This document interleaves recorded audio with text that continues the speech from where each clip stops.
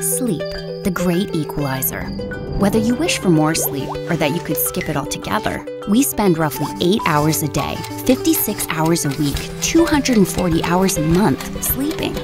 That's 122 days per year, for those enjoying the math. There's an old joke that the function of sleep is to cure sleepiness. But the truth is, despite decades of research, we aren't exactly sure why, though we do know that a good sleep is essential to good health, just like exercise and nutrition. Quality sleep benefits multiple physiological processes and determines how well our bodies and minds work when awake. But the fact is that almost 1 in 4 Canadians, a full 23% of us, qualify as officially sleep deprived. Now there's a thought that will keep you up at night. And it's not just us. Sleeplessness is a global problem, with researchers reporting sleep disturbances in the developing world at close to current North American percentages.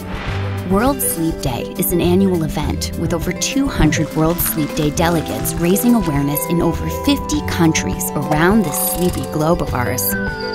So what does research say is keeping Canadians up at night? Stress is a big deterrent to slumber, and time-crunched Canadians sleep almost half an hour less than those who aren't stressed for time. Work also ranks high on the sleeplessness scale, and Canadians working more than 30 hours a week average 24 minutes less sleep than those not working. Pain is one of the biggest thieves of all when it comes to your sleep. In fact, medical illness is the leading cause of insomnia, with over 70% of patients reporting sleep problems. Ouch! It's time to put the focus back on a good night's sleep. Take a look at where you can make changes to take better care of yourself and get the sleep that your body and brain crave. Sweet dreams! Brought to you by the makers of Extra Strength Tylenol Nighttime.